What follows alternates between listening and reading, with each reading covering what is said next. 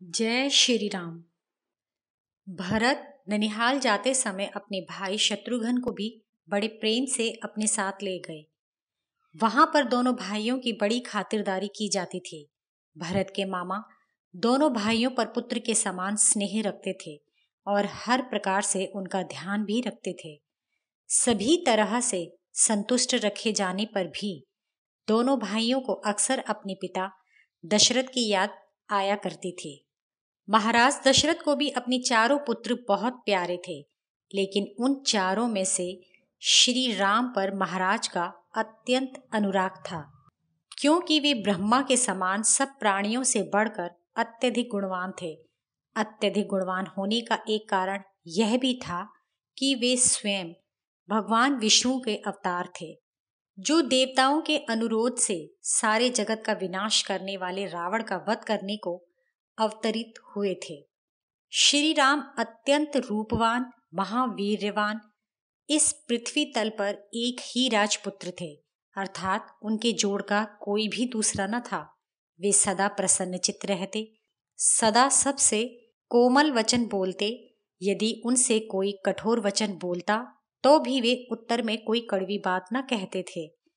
श्री राम का व्यवहार ऐसा था कि वे उपकार करने वाले को बहुत मान देते थे और दुर्व्यवहार करने वालों की बातों को मन में न रखते थे। ना ही कभी झूठ बोलते थे। अपनी प्रजा से सदैव अनुराग रखते थे। प्रजा भी उन्हें बहुत प्रेम करती थी। जब कभी उन्हें अस्त्र शस्त्र के अभ्यास से अवकाश मिलता, तब वे उस अवकाश काल में सदाचारी ज्ञानी सज्जनों के पास बैठकर बातचीत करते थे। जिस प्रकार उगता सूर्य अपनी किरणों से प्रकाशमान होता है, उसी प्रकार पिता के दुलारे श्री राम अपने गुणों से सुशोभित होते थे। अपने पुत्र में ऐसे बहुत से अनुपम गुणों को देखकर महाराज दशरथ ने अपने मन में विचार किया कि राज्य करते करते मैं बूढ़ा हो गया। अब मैं अपने जीते जी क्यों न श्री राम को राज सिंहासन पर बैठाऊं। यह कामना अब सदैव उनके मन में बनी रहने लगी कि मैं अपने पुत्र को राजगद्दी पर बैठा हुआ कब देख सकूंगा। और वे सोचने लगे कि श्री राम जल बरसाने वाले मेघ की तरह सब प्राणियों पर अपनी दया दृष्टि रखते हैं और समस्त प्रजा भी मुझसे अधिक प्रेम करती है।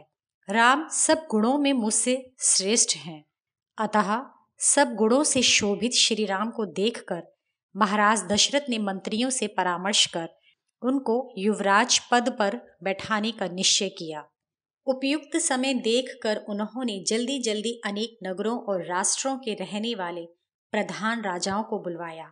शीघ्रता में ककय राज और मिथिलाधिपति को यह समाचार नहीं दिया गया।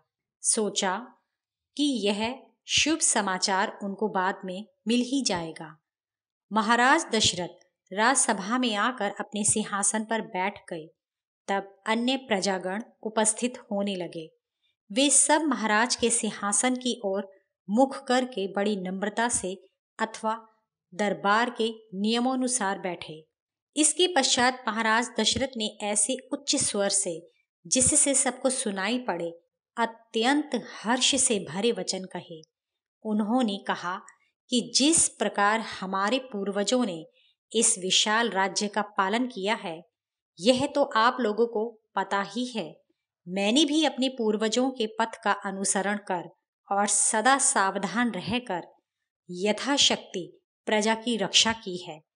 अतः इस राज्य में समस्त जग की सुख संपत्ति बढ़ाने के लिए एक योजना करना चाहता हूँ। क्योंकि अब मेरा शरीर जीर्ण शीर्ण हो गया है। इस समय मेरी आयु 60,000 वर्ष की हो चुकी है। अब मैं चाहता हूँ कि इस वृद्ध शरीर को विश्राम दूं। इसलिए अब मैं प्रजा के हित के लिए उपस्थित ब्राह्मणों की सम्मति से सब गुणों से युक्त ज्येष्ठ पुत्र को प्रजा पालक का भार सौंपना चाहता हूँ। श्री राम को मैं युवराज पद पर कल प्रातः काल ही स्थापित करना चाहता हूँ, क्योंकि वे पुरुषों में श्रेष्ठ हैं। श्री राम तुम्हारे योग्य रक्षक हैं। मेरा तो विश्वास है कि यह देश ही क्या, त्रिलोक मंडल भी इनको पाकर धन्य होगा। अतः इनको शीघ्र राज्यभार सौंपकर मैं भूमंडल का कल्याण करना चाहता हूँ। यदि मेरा यह विचार योग्य और अच्छा हो तो आप लोग इसमें सहमति दें। यद्यपि मुझे श्री राम का अभिषेक करना अति प्रिय है, तो भी यदि इससे बढ़कर और कोई हित की बात हो तो उसे सोच विचार कर आप बताएं।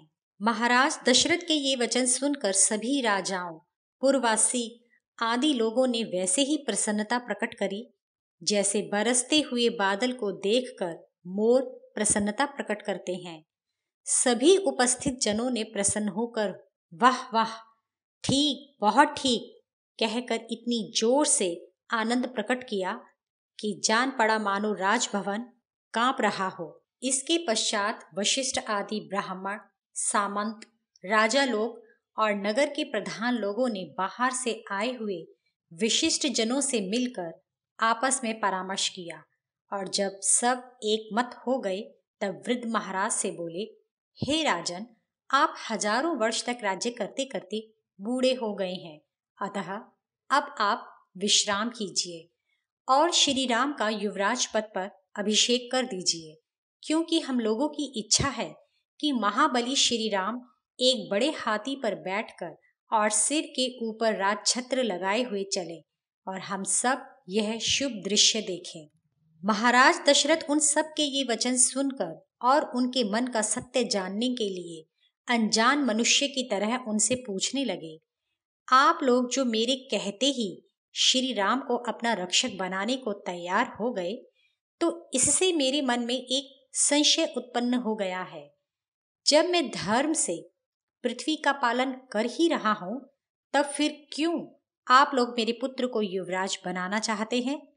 क्या मैं राज्य शासन ठीक प्रकार से नहीं कर रहा या मुझसे कोई भूल हुई है? अतः आप अपने अभिप्राय को स्पष्ट कहिए।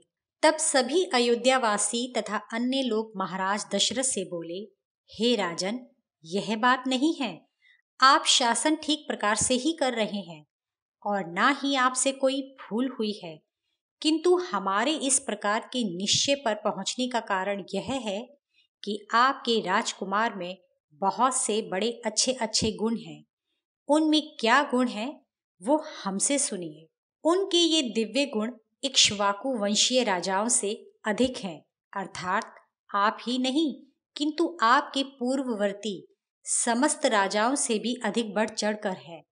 वे इस लोक में एक ही सत्पुरुष और सत्य धर्म परायण है।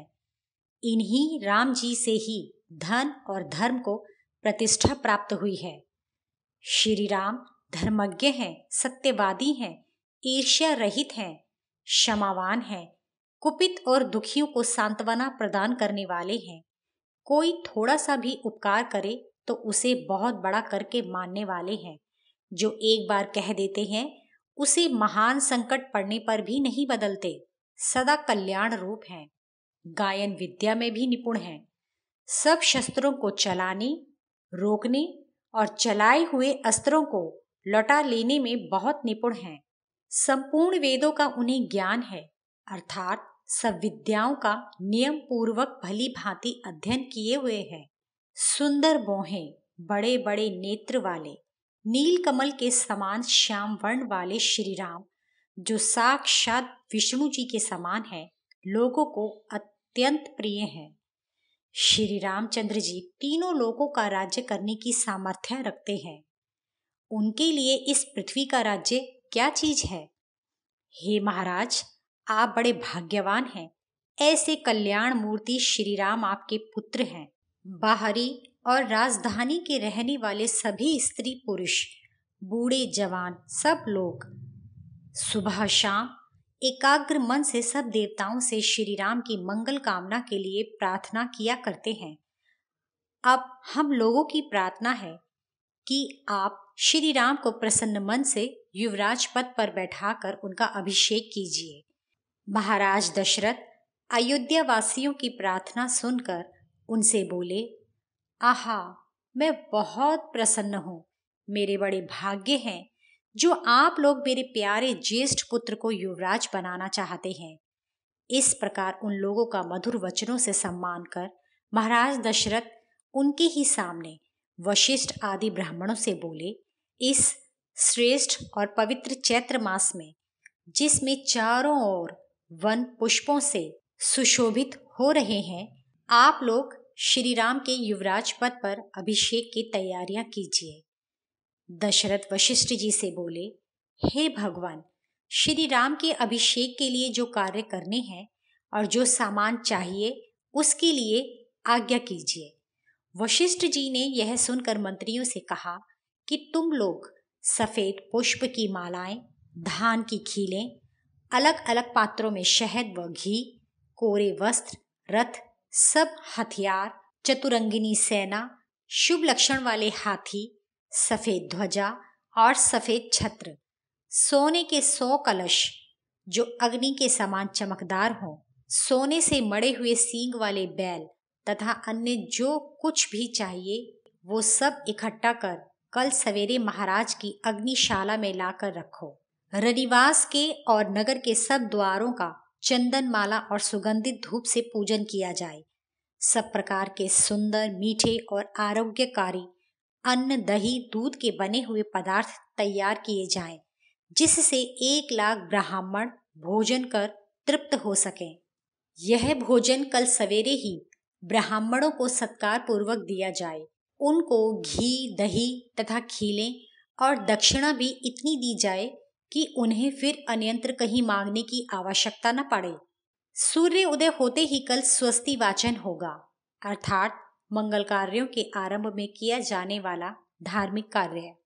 इसलिए ब्राह्मणों के पास आज ही निमंत्रण भेज दिया जाए और उनको बैठाने के लिए आसनों का प्रबंध कर दिया जाए।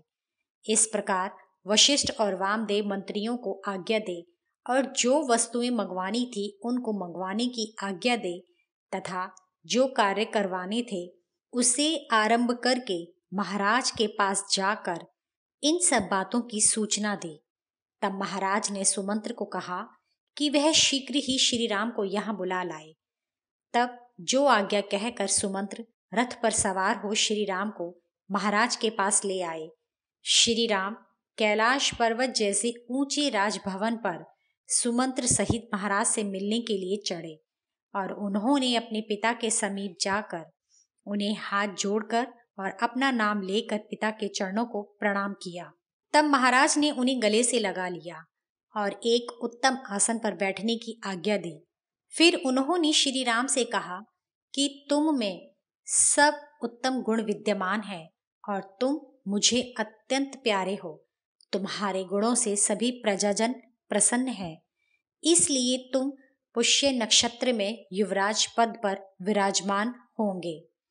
यद्यपि तुम स्वभाव से ही सर्वगुण संपन्न और विनम्र हो, फिर भी अपने प्रेम से प्रेरित होकर तुम्हारे हित की बात कहता हूँ कि तुम ऐसा बर्ताव करो कि जिससे सब मंत्री वर्ग और प्रजाजन प्रसन्न रहें।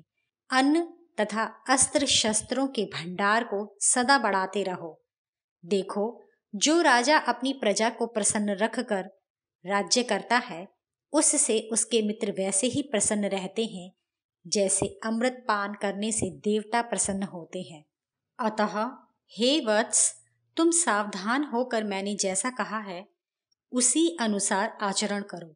महाराज दशरथ के यह वचन सुन श्री राम के हितैषी मित्रों ने तुरंत जाकर यह शुभ समाचार कौशल्या जी को सुनाया। सुनते ही प्रसन्न होकर कौशल्या जी ने उस सुखद समाचार सुनाने वाले को अशर्फियां और तरह तरह के रत्न आदि देने की आज्ञा दी।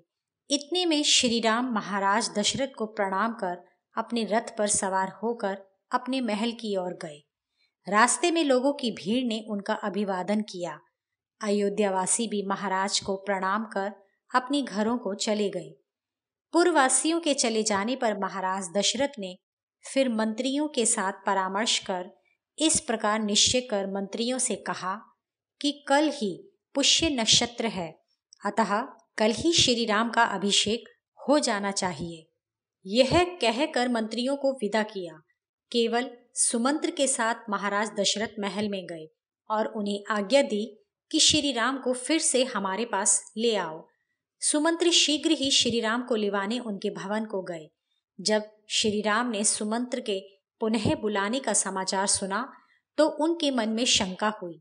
सुमंत्र के सामने आने पर उनसे पूछा कि आपका आगमन जिस कारण हुआ है कहिए। तब सुमंत्र ने कहा कि महाराज आपको पुनः देखना चाहते हैं। यह सुनकर श्री राम तुरंत महाराज दशरथ के महल में उनसे मिलने गए। श्री राम के पहुंचने पर दशरथ उन्हें अपने निज गृह में ले गए।